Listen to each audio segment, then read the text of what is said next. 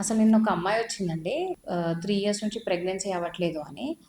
మీ husband ఎక్కడ అంటే కన్సల్టేషన్‌కి ఎందుకు రాలేదు అని. అసలు తనకి నాకేం ప్రాబ్లమ్ లేదు. ప్రాబ్లమ్ అంతా నీకే. సో, నువ్వే వెళ్లి చూయించుకో అని హస్బెండ్ అలా అన్నారంట. So, this is a very concerning thing అండి.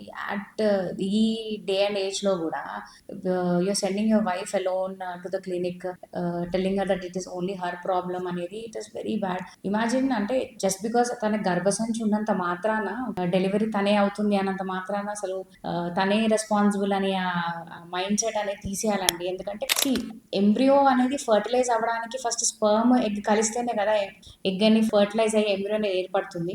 ఎంబ్రియో ఏర్పడాక అది వచ్చి ఇంప్లాంటేషన్ అయ్యి అది ముందుకెళ్ళే వరకు equally men and women both are responsible. అంటే అది బోత్ కపుల్‌కి రెస్పాన్సిబిలిటీ అండి.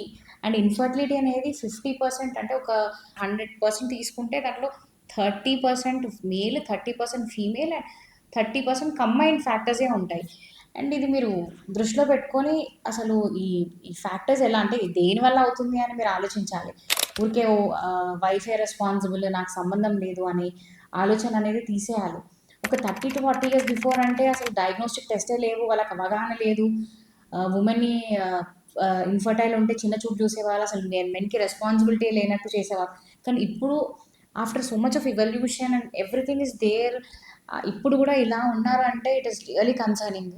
Please support your women, support your wife, come to the clinic as a couple. And ఆ సపోర్ట్ ఉంటేనే you can go through all this fertility treatment అండి. It is not easy to go అంటే అలోన్‌గా ఈ fertility treatment అనేది తీసుకోవడం అనేది. Kindly support your women, support your wife. It is both ways. ఇద్దరు కలిసి అది వస్తేనే అది ప్రాపర్‌గా ట్రీట్మెంట్ అనేది జరుగుతుంది.